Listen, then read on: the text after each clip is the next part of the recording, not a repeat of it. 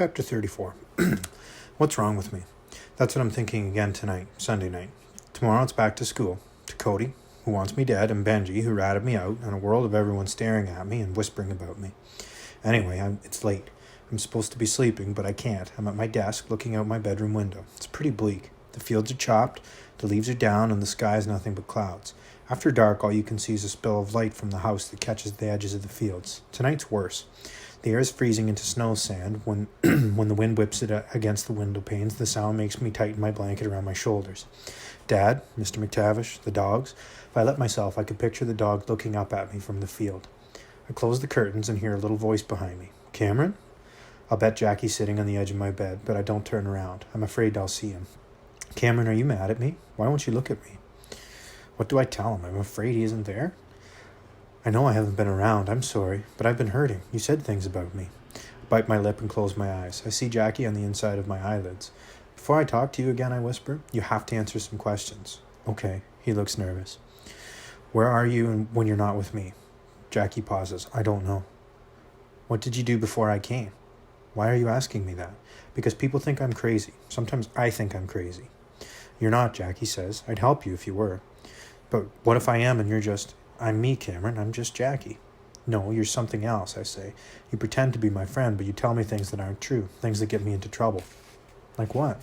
You know what? That your father killed your mother and her friend and hung their bodies in the attic, and that he called you up there and killed you too, and it's been your dark, secret hiding place ever since. I never said that. See, that's why I stay away. You told everyone lies about Father and me. I didn't see any dead bodies. I never said I did either. You saying that was plain horrible. Come on, Jackie, those things were all in that dream you sent me. There you go, lying again. I never sent you a dream. What? It's like I've been kicked in the gut, but it's true. I guessed he'd sent that dream, but it's not like I knew. Hold up. Have I been talking out loud? I get up from my chair and check the hall in case Mom and Ken are listening, but the hall is empty. Ken's snoring lightly from his room. I close the door, prop myself up against my pillows, and shut my eyes. Jackie's cross-legged at the foot of the bed, winding the tail of his cap around his fingers. You're right, I'm sorry, I say quietly. So what did happen to you when your mother left? His face crinkles up. I don't want to say. It's hard. Please, I'm your friend. Okay, but don't tell. He looks down. Father wanted Mother and me to be good. I didn't always listen, though. So sometimes after I got the belt, he'd have to put me in the cold room for a day or so until I learned my lesson. You made the lines I saw on the wall? Jackie nods, one for each time I was in there. That's awful. That's what Mother said, but she was wrong. It served me right. Mother gave me a flashlight and paper and crayons for if I got bored. I like drawing there, seeing the colors in the dark. It's where I kept my drawings, even when I didn't have to. And your father called that teaching you a lesson? I'm still unable to believe my ears. Uh-huh, Jackie nods. Mother had to have lessons too, only she never learned. One Saturday, Father went to an auction. I saw Mother packing a suitcase. I asked her what she was doing. She said I'd find out soon enough. I remember the times Mom packed our bags. Father came back early. He told me to go to the attic and not come down till he said. I liked the attic. It was far away from downstairs, and when I was there, I couldn't hear them fight so much. When Mom and Dad fought, I used to stick my fingers in my ears and hum, I say. That worked pretty good, huh? Jackie gives me a shy smile and then gets all serious again. After a while, I didn't hear Mother yelling anymore, and I thought maybe I could come down. Only a car drove up, and there was a knock at the door, and then a man I heard yelling at Father. Matthew Fraser, I think, coming to take Mrs. McTavish and Jackie away. Mother's old hope chest was in the attic, Jackie continues. I crawled inside and closed the lid and covered my ears and everything went away. Forever? No, until Father came and brought me downstairs. He sat me on his lap and stroked my hair and told me he had some bad news. Mother didn't want us. He said he'd try to convince her to stay. But she'd left with her friend and wouldn't be coming back. He said for me not to worry. He loved me and we'd be happy, just the two of us. Only I'd have to be extra good and stay inside from now on. He said if people knew I was on the farm without my mother, they'd take me away and lock me up in an orphanage. That's not true. They wouldn't. Are you calling Father a liar? You're the liar. That's right, I'm sorry. Or you're right, I'm sorry. I wait till Jackie calms down. So then what happened? Father took the shovel from the back shed and said he'd be working in the barn for the rest of the day, and I didn't want to disturb him. You stay inside, he said. Did you? I was supposed to. But did you? He shakes his head. An hour later, I looked out the kitchen window and I saw Artie crossing the field to the woods. It was early spring. Everything was in the ground, and I wanted to tell him not to worry if he didn't see me, that I was okay. So he went to the clearing. I made him swear to keep my secret or I'd be in big trouble. He did, too. I could always count on Artie. Did anything else strange happen that day? Late at night, Father stuck his head in my room. I pretended to be asleep. A few minutes later, he went outside. I heard a car. I peeked out my window and saw a car coming out of the barn. I didn't know whose it was. It drove away. Father was gone. I didn't understand. I was scared, but he was back by morning. I think a bit. Do you remember any people visiting the house after that? Jackie shivers. A couple of weeks after Mother had left, Father saw the police coming from down the road. He called for me to run to the barn and hide in the loft while they were looking around.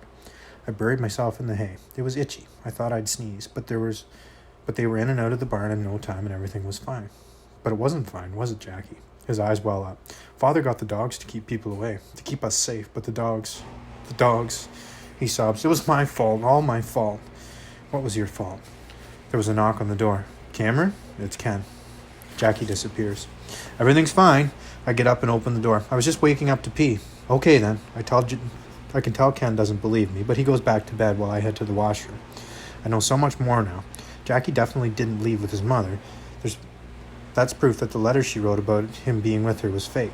There goes Mr. McTavish's alibi. He killed her and Matthew Fraser while Jackie was curled up in the attic hope chest. But what did he do with the bodies? Jackie said he took a shovel to the barn. He buried them in the dirt floor of the stalls, the one place where the ground was warm enough not to be frozen. The cows, plodding back and forth, packed the earth hard and stopped the stench, and all the hay bedding full of pee and cow pies. Add cops who didn't think there was a crime to begin with, and Mr. McTavish dug graves to last forever. Only what about Jackie? What happened to him? Why does he say he's to blame for his dad and the dogs? Until I find out about Jackie and the dogs, I can't say a word to anyone, even then, who will believe me after what happened in the attic. I wish I could go digging on my own, but there's over a dozen stalls, and Mom and Ken would catch me before I could got anywhere. Gee, that'd look good. So what do I do? Chapter 35. What I do is stay up all night. Mom drives me to school. We arrive before the buses so I don't have to see anyone. The principal tells us I'm officially an at-risk student, not at risk of getting beaten up, but for being troubled. He lays down the law about me being in the guidance office when I'm not in class and sends me to English after the few announcements. There are a few snickers when I walk in. Mr. Bradley tells everyone to settle down. I'm guessing he knows what's going on. The principal probably sent a memo to the whole staff, or else they heard about it over the weekend. After all, it's not like anything's a secret in this town, except murders. Mr. Bradley has me sit in the front row to keep an eye on me. Then he has us turn to Chapter 6 of To Kill a Mockingbird and asks a few questions about Scout's character, and life goes on. Only it doesn't. Everyone's staring at me, staring at the back of my head. They're passing notes about me. I can feel it. Just like I feel the odd spitball when Mr. Bradley's back is turned. It's like that all day. At lunch, kids watch me through the window of the guidance office like I'm an animal at the zoo. I don't see Cody, but his buddies wander by on his behalf. One points at his eyes and then at me and mouths, "You're dead." I see Benji too. He's the only one who doesn't look in, just walks straight down the corridor like I don't exist. After school, when the guidance is locked up, I wait on the bench in the main office till Mom arrives to pick me up. I'm going crazy thinking about what Jackie told me and about the bodies buried in the barn, but mostly about Cody and his gang. They're going to get me, but when? Where? It's been like that ever since. 2 weeks of being a nutbart nobody talks to, but everybody talks about. 2 weeks of Cody's friends tripping me on the stairs, elbowing me into lockers and muttering in my ear about how I'm going to get it one day when no one's around. Oh yeah, and someone scribbled Cameron Weaver is a dickhead on my locker with a Sharpie. The custodians got some of it off, but enough's left for everyone to see and laugh at. There've only been 2 change-ups in the routine. Kids don't bother making crazy signs at me in the hall anymore. They just move against the lockers on either side when I go by. Unlike Moses in that Sunday school story where the water's parting. Also, Miss Adams, the guidance counselor, makes me eat lunch in her conference room. She says she felt bad, me being on display by the main window, but it's really to make it easy to lock me inside if I start acting out. Waiting for Mom after school is a bit better. So many kids are bussed that the place is deserted except for a few sports going on in the gym. It's boring though, and if Mom's late, the school's closed and I'm locked outside freezing my butt off. I've told Mom about the threats from Cody's gang, but she says he wouldn't be stupid enough to try anything on school property. Besides, you have me on speed dial, she says.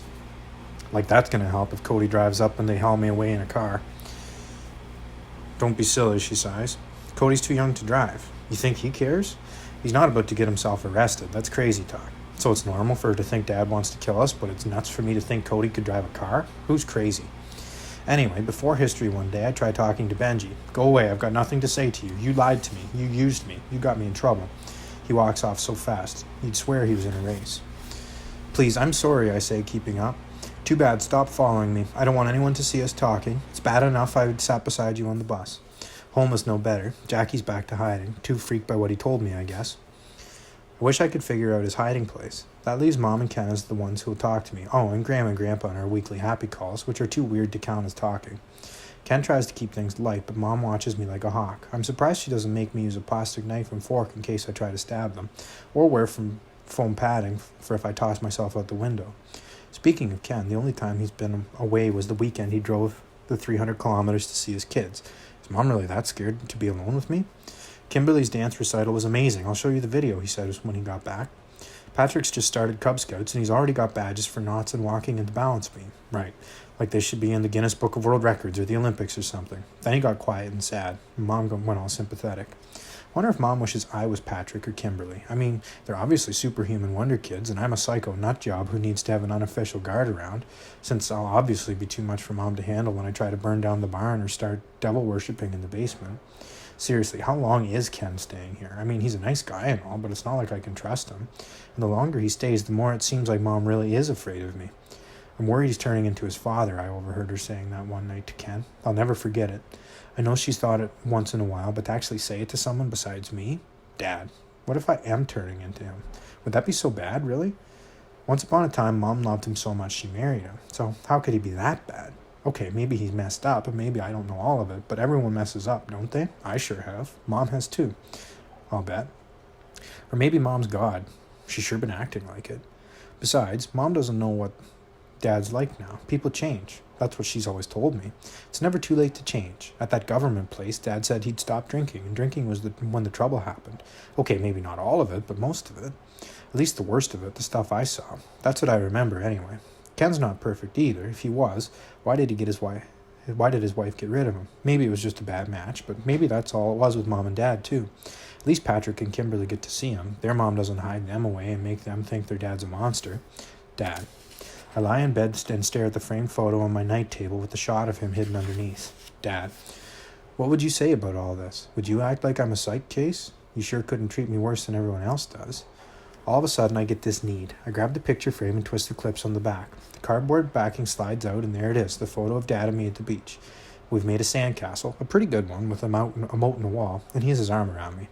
My heart races. I remember that day. It was one of our best days ever. Mom read on a beach blanket while Dad and I buried each other in the sand.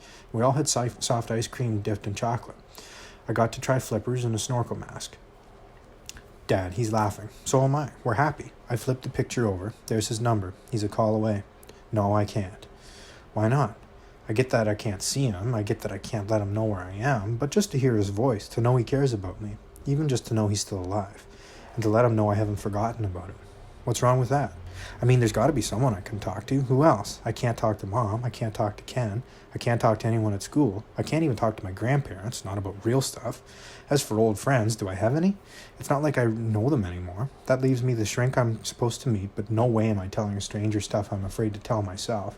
Besides, Mom, the only person in the whole world who really knows me is... Besides Mom, the only person in the world who really knows me is Dad. Dad, I have to talk to Dad. I mean, if I can talk to my own dad, I can't talk to my own dad, I gulp for air. My skin tingles. I pull out my phone. No, stop talking. Stop talking to Dad's not that easy. Why not? I have an unlisted number, and Mom's made sure it doesn't show up when I call out. But she pays the phone bill. She won't look at calls, but long distance to Dad's number? By the time the bill comes, it'll be too late. We'll have already talked. So she'll know, think she's upset now, just wait. Okay, so what do I do now? Or what do I do, borrow one? Who from? No one would lend me a phone. I can't use a payphone either. Dad would see the number and track the area code. Besides, Mom and the school watch me 24/7, except in my room. Wait, I've thought of a way. Next day I see Benji in the halls. I need a favor. Not from me. Yes, from you, and I'm getting it. No way, he takes off on his speed walk. I'd stay on his ear. You ratted me out at the nursing home, but I didn't rat on you to Cody. What do you mean? He beat on me because I didn't tell him you were the one who told me about his great-grandmother. Benji ducks into the boys' washroom. I follow. We're alone. Look, he says, all pale. I hardly said anything. What about her plowing into the church and leaving her car on the highway and almost burning down the house? You were laughing your ass off. What did you call her? Demento? A total whack job? That's not how I meant it. Think Cody will care? I give Benji $10. At lunch you're going into town to the drugstore. Get me a calling card for anywhere in North America. Slip it to me in math. If I don't get it, don't blame me if Cody taps on your shoulder.